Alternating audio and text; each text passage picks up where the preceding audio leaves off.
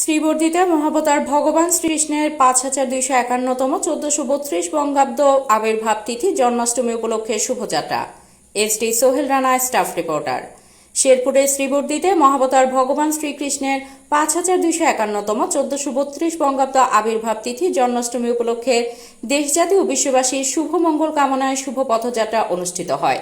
শ্রী শ্রী রাধা বল্লভ জলঙ্গাপাড়া ও রক্ষাকালী ঠাকুরানী মাতা ও নাগমন্দির কর্তৃক আয়োজিত কর্ণঝোড়া আজ সকাল 11টার সময় র্যালি হয়। কর্ণঝোড়া বাজার থেকে মন্দির পর্যন্ত সার্বিক সহযোগিতায় শ্রীকৃষ্ণ জন্মাষ্টমী উদযাপন পরিষদ ও শ্রীবর্ধী উপজেলা হিন্দু বৌদ্ধ খ্রিস্টান যুব ঐক্য পরিষদের সভাপতি শ্রী লিটন প্রসাদ রায় ও শ্রী পরিতোষ চন্দ্র বর্মন, সাধারণ সম্পাদক শ্রীকৃষ্ণ জন্মাষ্টমী উদযাপন পরিষদ ও শ্রীবর্ধী উপজেলা হিন্দু বৌদ্ধ খ্রিস্টান যুব ঐক্য পরিষদের আরও উপস্থিত ছিলেন কর্ণঝোড়া মন্দির সভাপতি শ্রী বিপ্লব চন্দ্র বর্মন ও পেশাগত দায়িত্বে উপস্থিত ছিলেন শ্রীবর্ধী থানা সিঙ্গাবরুণা ইউনিয়ন বিট কর্মকর্তা এসআই খোরশেদ ও এসআই সেলিম।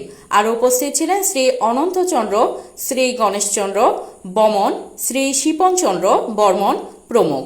র্যালি শেষ করে চলে যায় রানীশিমুল ইউনিয়ন সিঙ্গার ভিটা বলশিপাড়া শ্রী শ্রী রাধা গোবিন্দ হরি মন্দির সভাপতি শ্রী কুণ্ডেশ্বর চন্দ্র বর্মনের সভাপতিত্বে আরেকটি র্যালি শুরু হয় শ্রী শ্রী রাধা গোবিন্দ হরি মন্দির হইতে গুরুর দোকানের মোড় পর্যন্ত।